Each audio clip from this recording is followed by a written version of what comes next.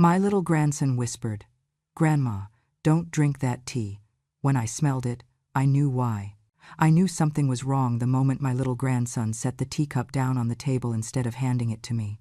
His fingers trembled around the porcelain, and he leaned in so close his breath warmed my ear. "Grandma, don't drink that tea," he whispered. His voice cracked on the last word. I felt the warning more than I heard it. Across the room, Valerie was laughing with a brightness so polished it could have been carved from plastic. But the second Mason's whisper reached her, that brightness snapped.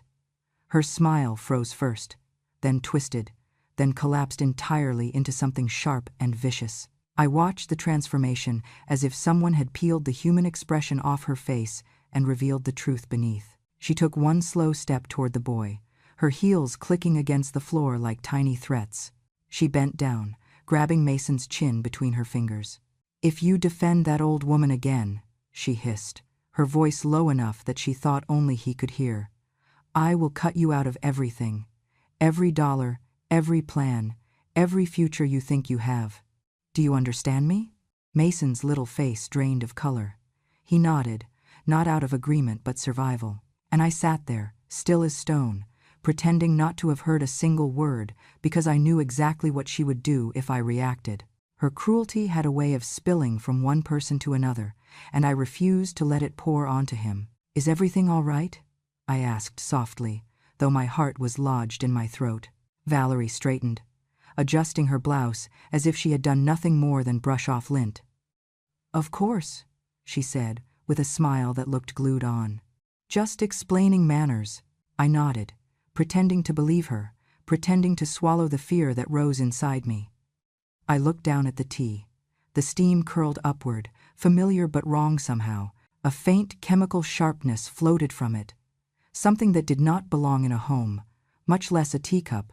My stomach tightened. I had learned long ago that danger rarely arrives screaming. Most of the time, it whispers. If you feel justice deserves celebration, smash that hype button. Let us keep stories like this alive, echoing far, far away.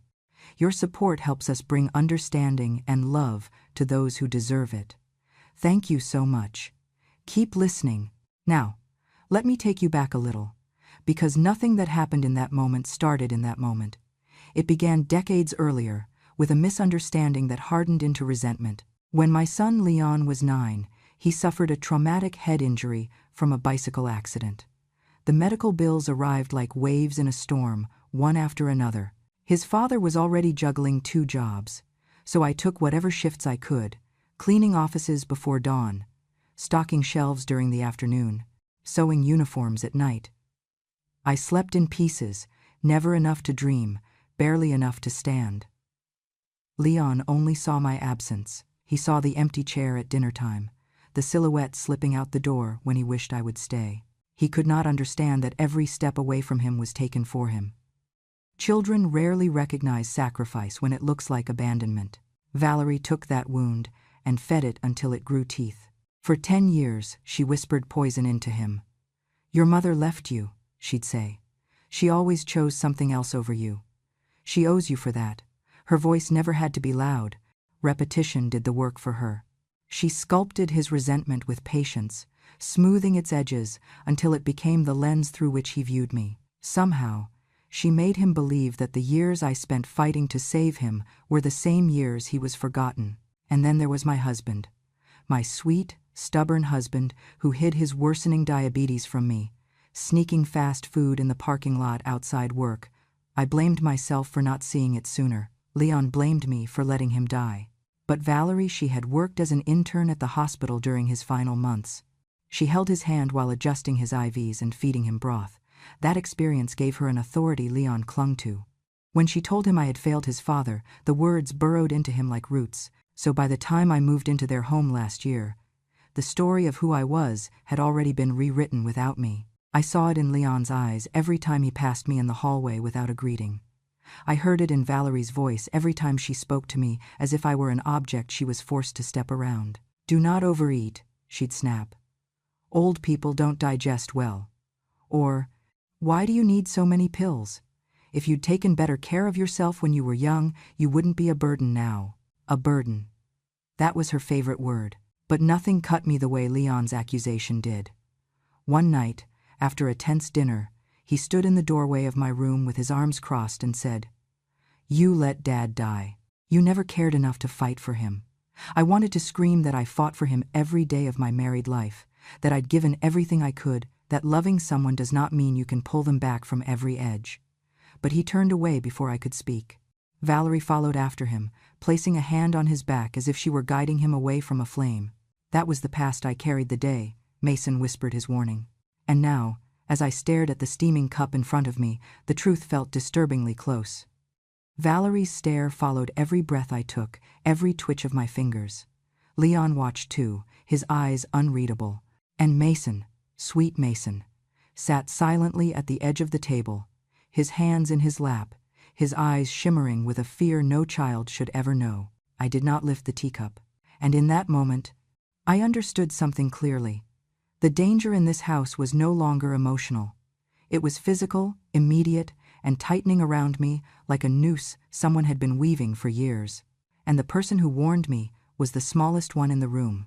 After that day with the tea, Valerie tightened her control over me the way someone tightens a rope around an animal's neck slowly, deliberately, as if she enjoyed feeling every inch of power. She began with my medication. She collected my pill bottles in a neat row on the top shelf in the kitchen, far above where my hands could reach, and labeled each one with her own handwriting, not the doctor's instructions. She told me she was organizing, but she never returned the bottles to my bedside drawer. When I asked for the pills I needed for my heart rhythm, she sighed dramatically. "You do not need all that every day," she said. "Old people just take too many pills because they're bored." She chose which days I got what. Sometimes she skipped doses entirely. Sometimes she gave me pills that were similar but not the same. The labels were always peeled back, just enough to hide the manufacturer name. It wasn't long before she took control of the meals too. She served me food so sweet it made my teeth ache, or so salty my lips cracked. When I tried to say it was too much for my kidneys, she snapped, "Why are you complaining? You should be grateful someone still feeds you. Eating like a child isn't going to make you young again." Then she lowered her voice and added, "You don't have many years left. Why waste good food on you?" That sentence slithered straight into my chest like a cold needle. I told Leon once that the meals were making me dizzy.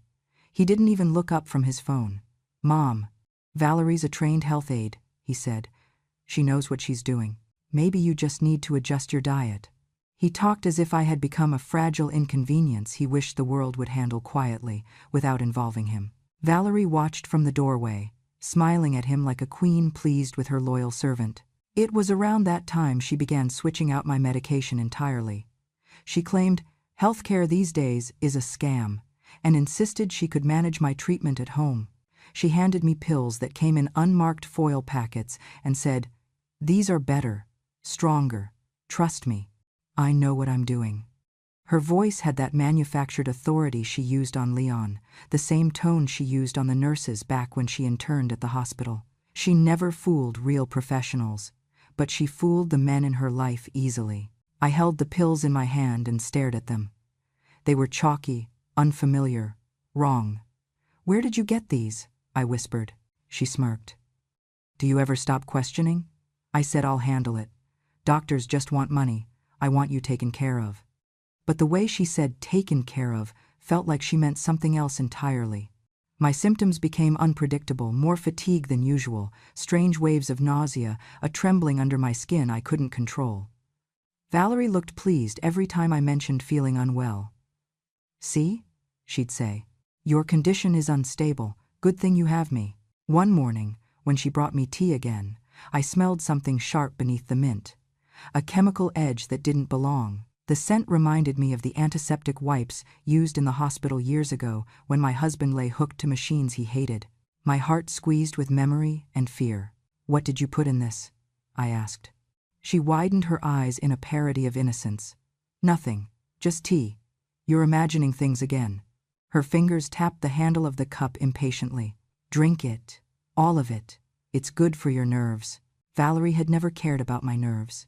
She stood close, too close, hovering over me like a shadow, waiting for me to raise the cup to my lips. Her insistence was unnatural, urgent.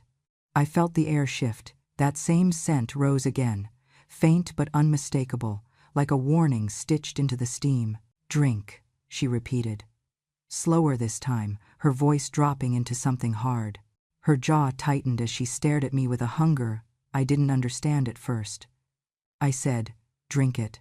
Don't make things difficult." Her intensity made the truth inch closer in my mind. She wasn't just pushing medicine she shouldn't touch. She wasn't just controlling meals out of pettiness. There was direction in her actions, a pattern. She was destabilizing my health, masking real symptoms with fake ones, preparing a story long before I realized I had become the final chapter of the narrative she wanted to write. My hand trembled. The cup rattled against the saucer. Valerie leaned down, her face inches from mine. "You drink what I give you, do you understand? You don't get to refuse."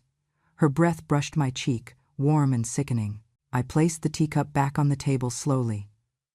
"Maybe later," I murmured. Something flickered in her eyes, annoyance, then calculation. She wasn't ready to force the cup to my lips. Not yet. Mason was nearby. Leon was upstairs. But the look she gave me promised that she would try again, soon, and without witnesses. I realized then that the whisper Mason had given me wasn't just a frightened warning. It was the truth that might save my life. Valerie had started poisoning me, and she thought no one would ever catch her. I had barely slept the night before. Every time I closed my eyes, I smelled that strange sharpness rising from the tea, felt Valerie's fingers hovering too close to the back of my neck, heard the forced sweetness in her voice when she said I should trust her. Morning arrived like a weight, instead of a relief. My hands trembled before I even left my room. But nothing prepared me for what Mason told me that day. He was pacing outside my door, his little fists balled up so tight his knuckles were pale. When I called his name, he looked up at me with eyes that carried a fear far too big for a child his age. He kept glancing toward the kitchen to make sure Valerie wasn't there. "Grandma," he whispered, tugging at my sleeve. I have to tell you something. I should have told you sooner." My stomach dropped. "What is it, sweetheart?" He swallowed hard, then looked at the floor. "I saw Mom do something. A few days ago, she used this little tube thing, like a tiny syringe. She put something in the teapot before she brought it to you." My breath left me entirely. He continued in a shaky voice. "It smelled like the room Grandpa was in the hospital, that weird stinging smell." I remembered it. His small shoulders shook as if he expected to be punished just for speaking the truth. For a few seconds, time didn't move. I felt everything inside me tighten: fear, clarity, grief, disbelief, all tangled together. I had suspected something was wrong with the tea, but hearing it out loud from the only person in this house who still loved me made the truth snap sharply into place. Before I could comfort him, before I could even take his hands, Valerie's voice cut through the hallway like a blade. "What?" she snarled. "Did you just tell her?" She stormed toward us, her footsteps pounding like a warning drum. The false pleasantry she always wore dissolved completely. Her face twisted in a way that made Mason shrink back instantly. "You think you know something?" she shouted at him. "You think you saw something? You're a kid. Kids don't know anything." She jabbed a finger toward me. "That old woman should have been in the ground years ago, instead of wasting my time and my money." Mason flinched. I moved an inch toward him, but Valerie threw her arm out, as if blocking me from my own grandson. Leon appeared at the end of the hallway, but he didn't intervene. He didn't even tell her to calm down. He just stood there, jaw tight, arms crossed, silently agreeing with her every word. That silence felt sharper than Valerie's rage. "Valerie," I whispered shakily, "stop yelling at him. He's just a child." She spun toward me, her eyes wide with scorn.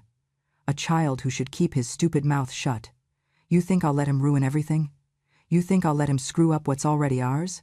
I felt Mason slip behind me, hiding like he used to when thunderstorms scared him. Then Valerie lunged. She grabbed the back of my neck with one hand, pushing my head forward hard enough to send a jolt of pain down my spine. With her other hand, she shoved the warm teacup toward my lips. "Drink it," she growled. "Drink every drop. You don't get to say no." I tried to pull away, but she tightened her grip. Her nails dug into my skin, sharp enough to make me gasp. The cup rattled as she forced it against my trembling hands. "Leon," I cried. "Your wife, she's hurting me, please." But Leon walked toward me, not to help, but to restrain me. His hands wrapped around my wrists, not cruelly, but firmly enough to keep me from pushing the cup away. "You're making this worse," he muttered. "Stop fighting her. Just drink it." The betrayal was so complete it felt surreal.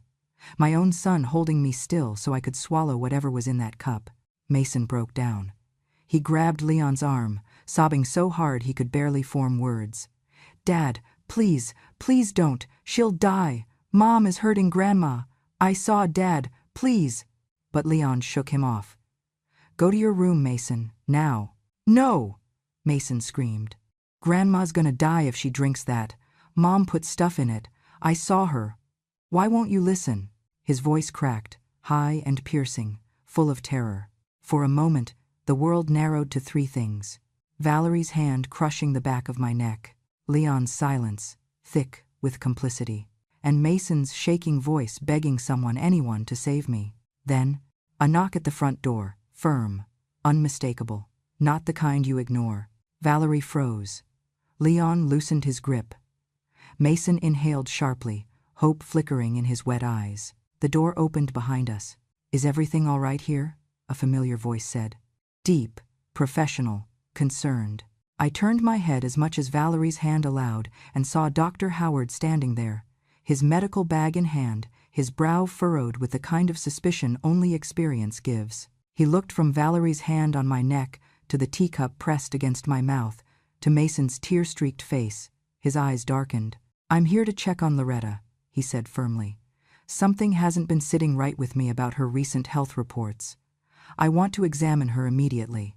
Valerie's hand dropped away as if burned. Leon stepped back.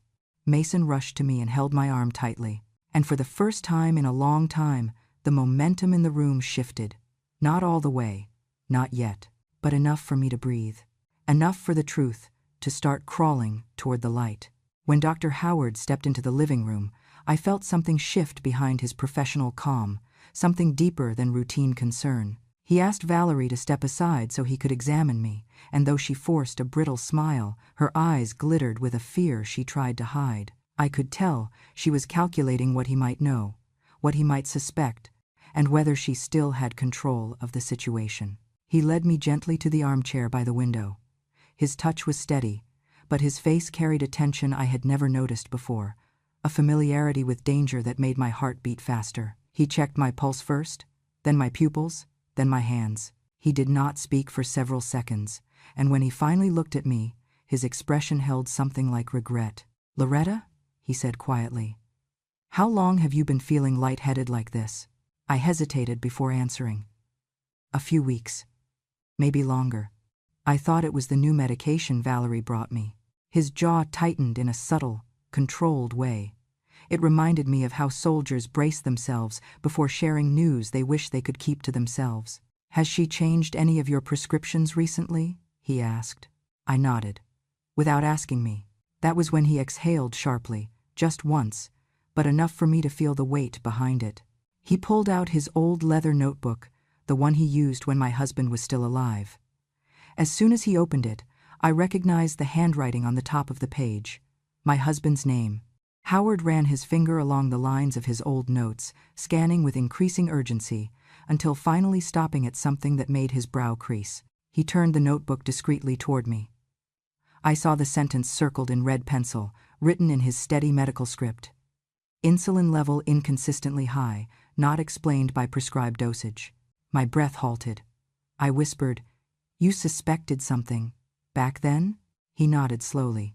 "Your husband's levels spiked more than once. It didn't match what he was given. I documented everything, but I had no proof, nothing the hospital committee would accept.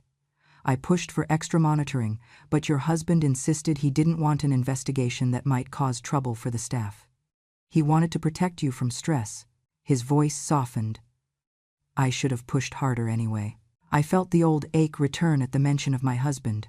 But before I could speak, Dr. Howard closed the notebook and said something that stunned me. "The night before he passed, he murmured.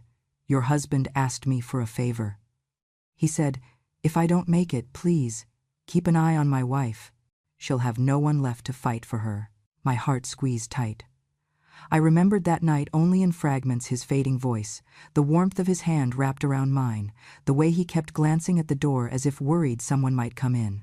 I had always assumed it was the pain or the medication that made him restless. But now, as the truth resurfaced like something long buried, I realized he was afraid of something else. Someone else. Dr. Howard continued, lowering his voice so only I could hear. "I failed him then, and when I saw your lab results last month, Loretta, your glucose levels weren't just unusual. They matched the same dangerous pattern I saw in your husband. That is why I came today. That is why I didn't call first." My hands trembled so violently he had to steady them. I felt hot behind my eyes as the pieces fell into place, not just the strange taste in the tea, not just the way Valerie hovered around my medication, not just the way Leon avoided any real questions. It was bigger. It was older. It had started long before Mason found the syringe. "Why didn't the other doctors notice?" I whispered. "Because the signs were subtle," he said, "and because someone made sure they looked like natural changes in an elderly patient. But I've seen this pattern before, and I promised a man I admired that I would not look away again."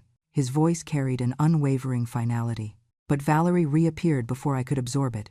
She leaned against the doorway, arms crossed, her smile stretched thin. "Doctor, is everything all right? My mother-in-law tends to exaggerate things. You know how the elderly get, confused, forgetful." He cut her off without raising his voice. "I want to take a blood sample." Her smile shattered. "Is that necessary?" "Yes," he replied. "Immediately." Leon hovered behind her, uncertain, sweating. Valerie shot him a look so sharp it might have cut him in half. But she could not stop the doctor. Not with what he already knew. Not with what he suspected. Dr. Howard pulled on his gloves, his movements crisp and purposeful. "Loretta," he said, "I need you to stay still. If what I think is happening is truly happening, we're running out of time." And in that moment, I realized the truth. This was no longer just a suspicion, no longer a fear, no longer a whisper. This was the beginning of a reckoning. Dr. Howard waited until Valerie took Mason upstairs before leaning close to me. His voice was low and deliberate, the kind a man uses when he knows danger is already inside the house. "Loretta, I need your permission for something," he said. "I cannot prove what is happening unless I witness it directly, and I doubt Valerie will allow that." Before I could answer, I heard soft footsteps behind us. Mason appeared at the edge of the hallway, his small hands balled into trembling fists. He looked from me to the doctor with a seriousness no child should ever have to carry. "I know where we can put a camera," he whispered. "Mom never checks the planter above the cabinets." His bravery startled me. I reached for his hand, but he stepped closer to Dr. Howard instead, as if offering himself as an ally. I felt torn between pride and fear. A child should not be involved in something this dark, this adult, this cruel, and yet he was the only person besides the doctor who truly saw what was happening. Dr. Howard crouched to Mason's level. "You understand this is dangerous," he said gently. "Yes," Mason whispered. "But she is hurting Grandma. Please help me stop her." My throat closed. No one in this house had spoken in my defense for years, and the first person to do so was the smallest, weakest one of all. The doctor looked back at me. "Loretta, with your consent, I will install 2 micro cameras. As your treating physician, I am legally allowed to document any suspected medical tampering that threatens your life. 1 in the kitchen, 1 near your medication tray. They record silently. If she is tampering with your insulin levels, we will catch her." I nodded. "Do it, before she tries again." Mason exhaled as if he had been holding his breath for hours. Dr. Howard unpacked 2 tiny devices from his medical bag, no larger than buttons. With Mason guiding him like a covert scout, they positioned the cameras where no one would ever think to look.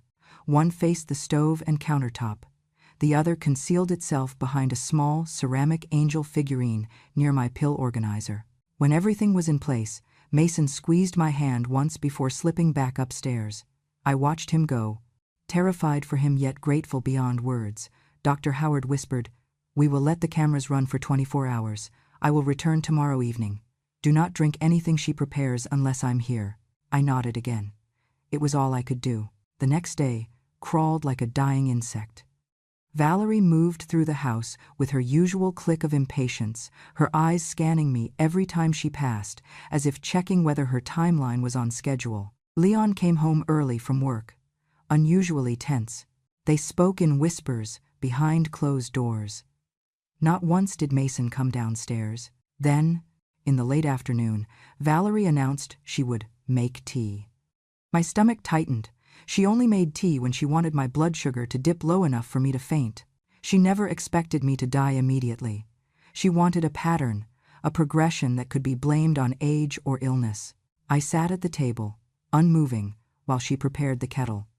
I kept my expression blank, though my pulse raced. She did not know the kitchen was watching her. She reached into her purse. At first, she shielded the motion with her body, but the camera above the cabinet caught everything. She withdrew a small vial clear liquid, no label. She pulled an insulin syringe from a cosmetics pouch. She tapped it, checking the air bubble, humming faintly to herself. Then she leaned over the steeping pot and injected the fluid directly into the tea. Every second was captured, every move, every breath. If I had not lived through years of her manipulation, I might have doubted my own eyes. But seeing the evidence would later shatter even the last traces of denial I held about who she truly was. She screwed the cap back on the syringe, slipped both items into her purse, and called for Leon. "Come here," she said, dripping with triumph. "We are almost done." Leon entered quietly, his shoulders slumped under the weight of complicity. "How much longer?" he asked. "A few days," she replied. "Her sugar crashes will look natural. No one will question it." My hands tightened on the arms of my chair. Hearing them speak of my death like it was an inconvenient chore they were nearly finished with made the room tilt. Then Valerie stepped closer to Leon, lowering her voice but not enough to escape the audio pickup. "This house is mine when she is gone. You understand that, right? She should have left us something decades ago. She chose to make our lives harder. Now I am choosing to make them easier." Leon swallowed. I want the fighting to stop." "It will," she said. "Once she is out of the way." Her words were knives dipped in sugar. Dr. Howard returned 40 minutes later, sooner than expected. Valerie nearly jumped when the doorbell rang. She plastered a smile over her face and said she was just finishing tea, but the doctor's eyes went immediately to me. "Loretta," he said carefully, "may I speak with you in private?" Before Valerie could object, Leon distracted her with a question about a bill. She followed him, irritated. The doctor leaned close and whispered, "The cameras recorded everything. I have the footage on my phone." My entire body sagged with both relief and horror. "Do not drink anything," he murmured. "Authorities are on the way." That was when Mason appeared silently at the top of the stairs. Our eyes met, and I saw both terror and triumph in his little face. He knew the truth was finally out, and he knew he had helped save my life. When Valerie returned to the kitchen holding the poisoned tea, ready to force it onto my lips again, 3 sharp knocks rattled the front door. Police, detectives, a social worker. Valerie froze, the cup trembling in her hand. For the first time in years, she looked afraid, and for the first time, I felt the world tilt back toward justice. I should have known Valerie would not crumble easily. The officers did not leave. They stepped outside only long enough to call for a detective and request a warrant. Valerie thought they were gone for good, but she didn't know they were already preparing to come back with full authority. She paced the kitchen with tight, jerking steps, muttering to herself about people sticking their noses where they do not belong. Leon followed her silently, his jaw clenched, his fear mixing with the old resentment he had rehearsed for years. When Valerie finally turned to him, her voice was stripped of all pretense. "We will finish it tonight," she said. "No more delays. She will fall. Accidents happen. Even the police know that." Leon hesitated only a heartbeat before nodding. When they brought me to the staircase, my body was already weakened from what she had slipped into my drink earlier, a dose small enough not to kill me outright, but strong enough to make my knees tremble and my vision blur. Valerie gripped my arm too tightly, pushing me upward, step by step. Leon stood behind, blocking any retreat. The air felt thick, like the house itself was bracing for something unholy. My foot slipped on the second step, and Leon leaned close, breath shaking with anger he believed righteous. "You should understand," he whispered. "This is the price. You were never there when I needed you, not once. You left me to chase other people's emergencies. You made me invisible." His fingers tightened around my elbow. "Now you pay for what you did." His words landed deeper than any shove. Even through my fear, I felt the familiar ache of being misunderstood by the child I had fought so hard to protect. But there was no room left for explanation. Not tonight. Valerie's hand pressed between my shoulder blades, guiding me upward with cold determination. "Stop dragging your feet," she growled. "We do not have all night." My head swam. The stairs tilted. Valerie positioned herself slightly above me, ready to give one hard push. Leon waited behind, trembling but complicit. They thought the house would tell the story for them, an old woman, unsteady, tragically fallen. They thought everything was in their control.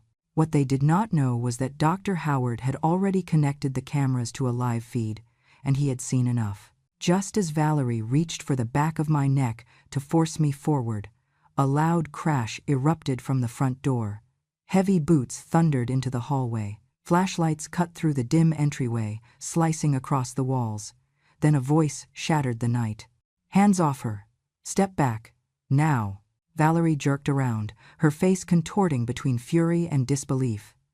Leon practically stumbled down a stair, his hands lifting instinctively. 3 officers swarmed in, training their lights and commands on the 2 of them. Behind them stepped Dr. Howard, breathing hard as if he had sprinted all the way inside. Valerie instantly broke into hysterical sobbing, an actress slipping into her only remaining costume. "Oh, thank God you are here," she cried, grabbing the banister as if she were the victim. She almost fell. I was helping her up. She gets confused at night. I would never hurt her. But the officers did not soften. Because Dr. Howard held up his phone, still streaming the live footage from the kitchen camera. "Officer," he said calmly, though his eyes flashed with contained fury, "this woman injected a concentrated dose of insulin into her mother-in-law's tea less than 2 hours ago. You can watch it right here." The head officer stepped forward, inspecting the screen. Valerie's face drained of color as she saw herself on the recording, her hand holding the syringe, her voice whispering about finishing the job, her laughter as she told Leon no one would suspect a thing. There was no room for interpretation, no excuse to twist, no oxygen left for lies. The officer looked up.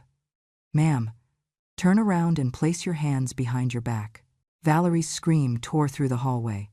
"No, no, you do not understand. She was supposed to die.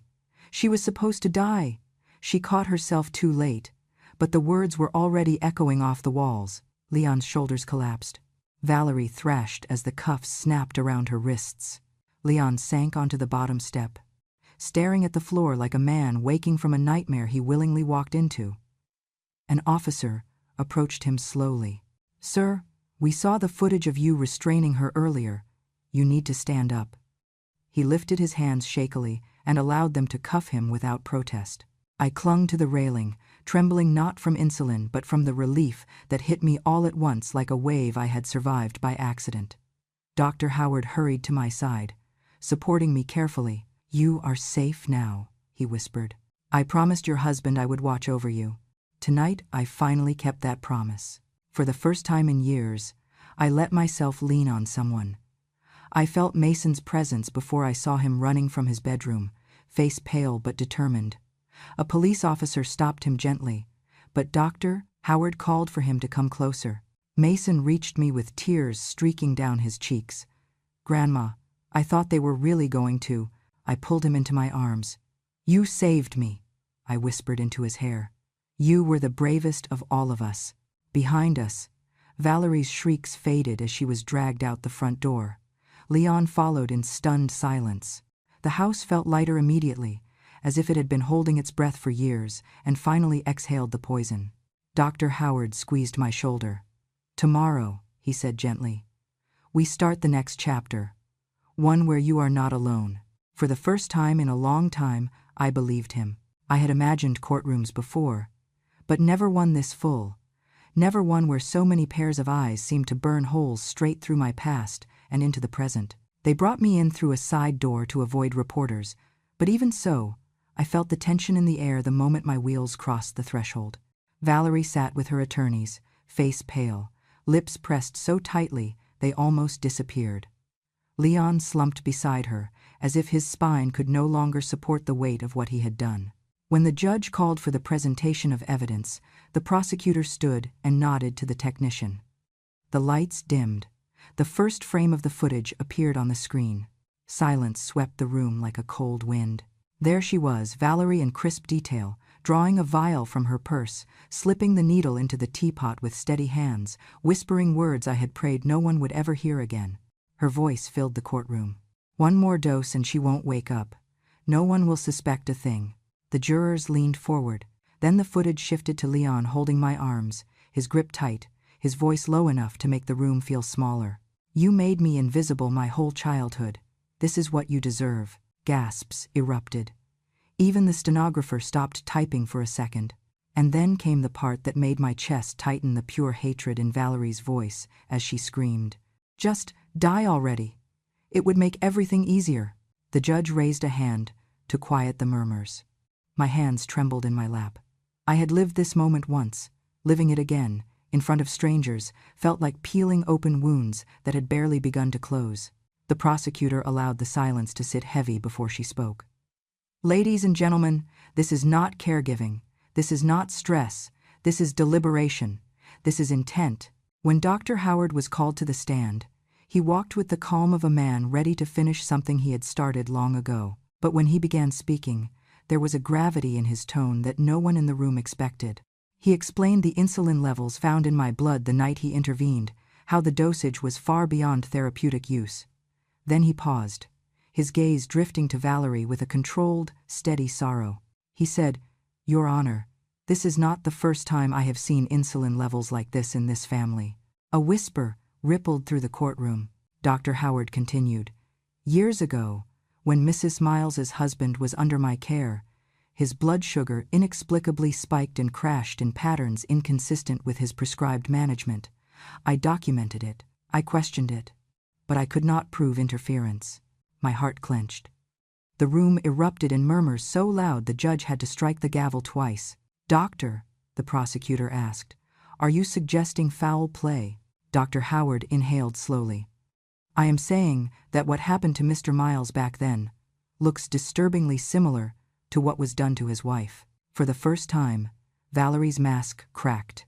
Her eyes widened, her lips trembling with a panic she could no longer conceal. The prosecutor nodded. "Your Honor, in light of this testimony, we request the prior case involving Mr. Miles be reopened." The judge looked down at Valerie with a stare so cold it felt like judgment itself. "I agree," he said. Valerie's breath hitched. Leon buried his face in his hands.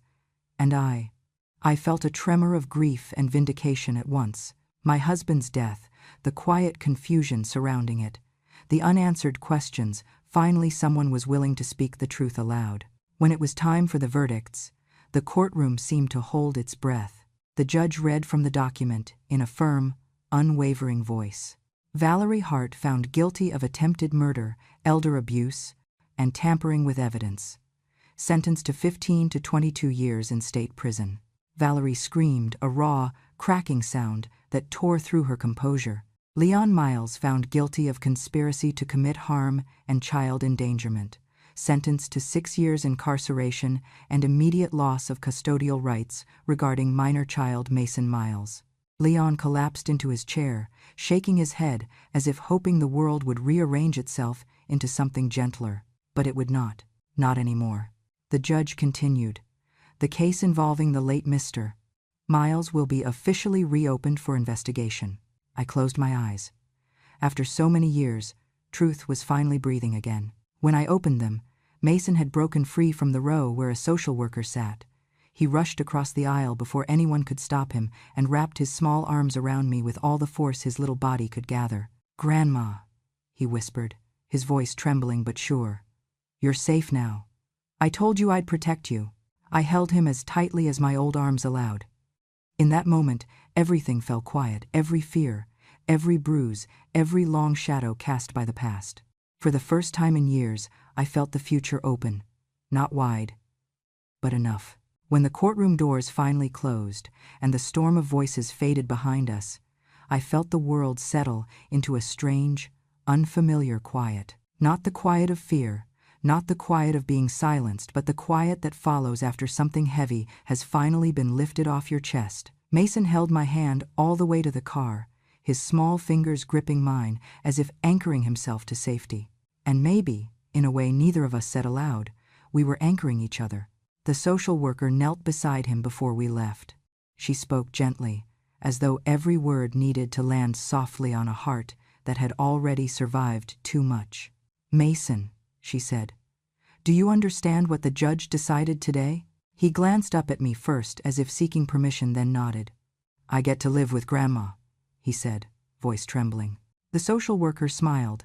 "Yes, she will have full custody. You'll be safe." Safe. Such a simple word. Such a long road to reach it. When we got home, my home, our home now, Mason ran inside like he'd been holding his breath for months. He paused only when he reached the living room, as though checking that the walls were truly ours again, that danger had truly been removed. I watched him stand at the window, looking out into the yard where he used to play before his world narrowed to whispered warnings and fear. He turned to me suddenly. "Grandma, can I sleep in your room tonight?" I opened my arms. "As long as you want, sweetheart." He buried his face in my chest, and I felt the shudder of relief ripple through his body. A child should never tremble like that, not for survival. Later that evening, when he finally drifted to sleep, curled against my side, a soft knock sounded at the door. I knew who it was before I even opened it.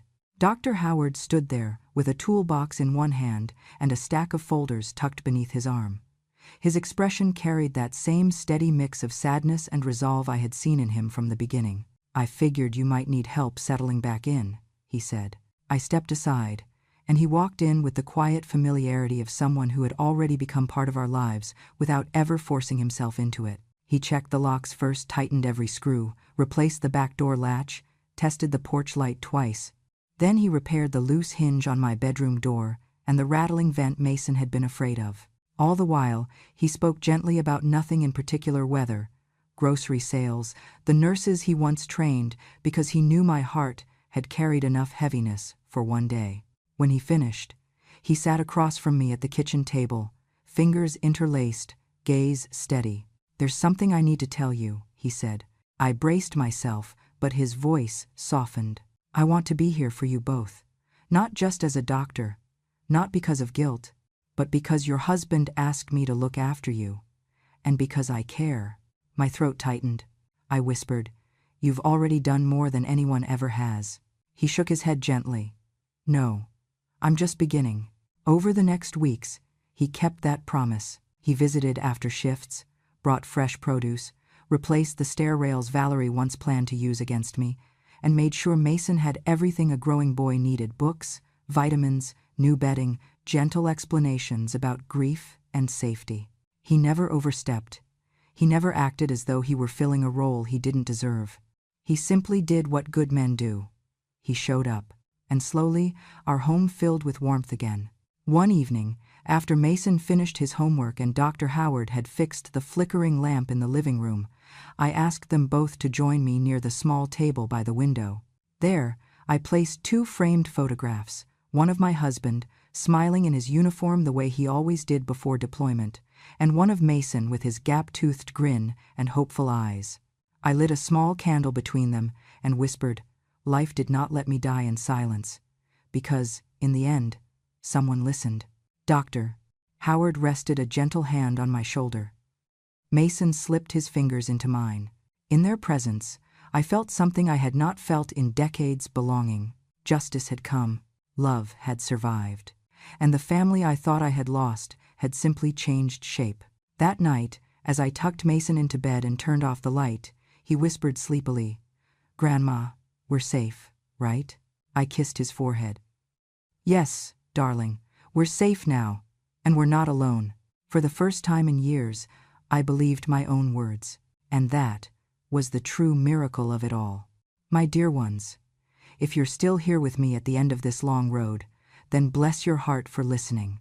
Stories like mine aren't easy to tell, and they aren't always easy to hear, but they matter.